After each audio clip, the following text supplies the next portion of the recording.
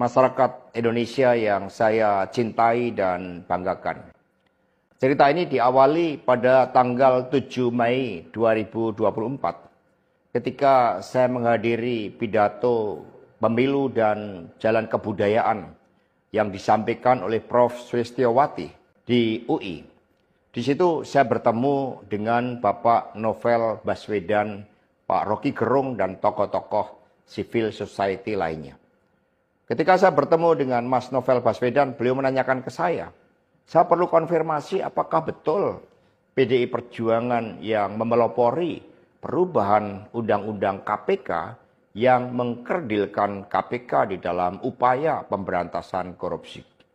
Saya katakan dengan tegas kepada Mas Novel Baswedan saat itu, inilah kalau ada hal-hal yang buruk oleh Presiden Jokowi selalu dilimpahkan kepada PDI Perjuangan dan juga Ibu Megawati Soekarno Putri. Tetapi ketika ada hal-hal yang positif selalu diambil oleh Presiden Jokowi tanpa menyisakan benefit bagi kepentingan PDI Perjuangan. Mengapa saya katakan seperti itu? Revisi Undang-Undang KPK termasuk kabar buruk yang disampaikan bahwa itu adalah ulah PDI Perjuangan. Sebagai Sekretaris Jenderal DPD Perjuangan, saya sampaikan kepada Mas Novel bahwa saya adalah sekjen yang sangat getol menjabarkan perintah Ibu Megawati Soekarno Putri bagaimana PDI Perjuangan memerangi korupsi. Karena itulah tuduhan bahwa revisi Undang-Undang KPK diarsiteki oleh PDI Perjuangan itu sangat salah. Saya ingat ketika saya bertemu dengan Presiden Jokowi di Istana Merdeka. Menjelang Mas Gibran dan Mas Bobi mau mencalonkan sebagai wali kota Solo dan wali kota Medan. Saya mengatakan kepada Pak Presiden Jokowi sekaligus untuk menguji keseriusan beliau di dalam mencalonkan anak dan menantunya. Pak Presiden, apakah betul Bapak mau mencalonkan Mas Gibran dan Mas Bobi sebagai wali kota? Loh, kenapa Pak Sekjen? Karena ketika Mas Gibran dan Mas Bobi sebagai wali kota, maka otomatis dia menjadi pejabat negara. Dan ini akan sangat rawan terhadap berbagai bentuk gratifikasi, suap, dan berbagai tindakan korupsi lainnya. Presiden Jokowi sempat termenung saat itu.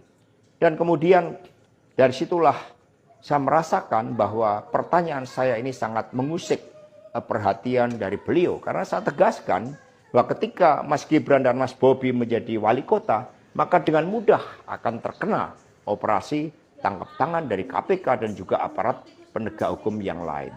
Maksud saya bertanya kepada Presiden Jokowi adalah untuk mengingatkan bahwa beliau sudah presiden.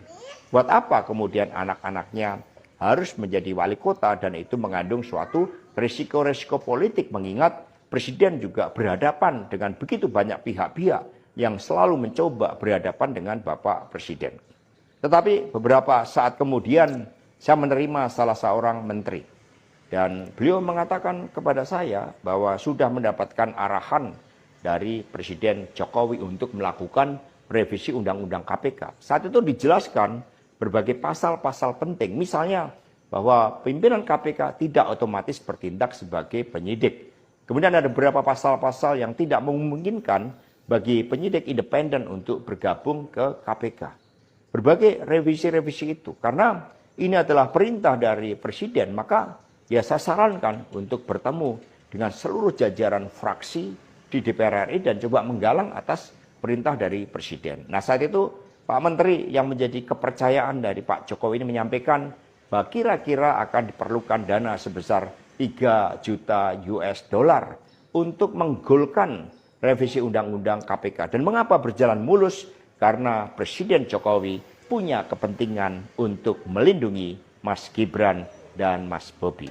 Maka sejarah mencatat bahwa revisi Undang-Undang KPK ini dilaksanakan sebelum pelaksanaan pilkada serentak di mana Mas Gibran dan Mas Bobi berproses menjadi wali kota. Maka ketika terpilih menjadi wali kota, amanlah dari berbagai persoalan hukum karena KPK sudah dilemahkan. Jadi dari keterangan saya, yang saya pertanggungjawabkan secara hukum, secara politik, yang saya pertanggungjawabkan di atas Tuhan yang Maha Kuasa tentang kebenaran pernyataan saya ini meskipun tanpa bukti, rakyat Indonesia bisa mengetahui bahwa pelemahan KPK dilakukan oleh Presiden Jokowi, kemudian dampaknya dituduhkan kepada PDI Perjuangan. Ini jawaban buat Mas Novel Baswedan. Terima kasih, tegakkan kebenaran, Satyam Eva Jayate, merdeka.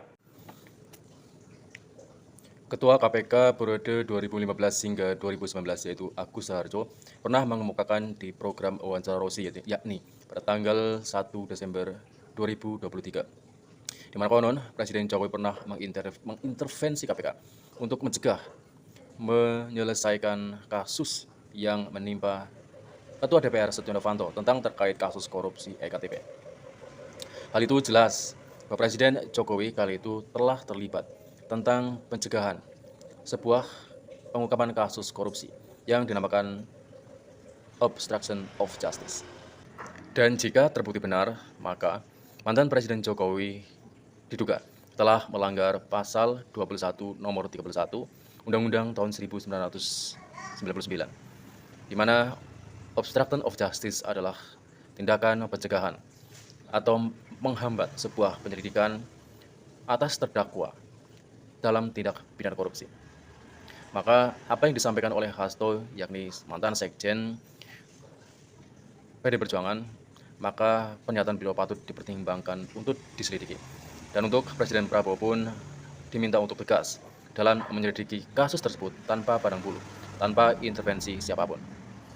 Demikian. Wassalamualaikum warahmatullahi wabarakatuh.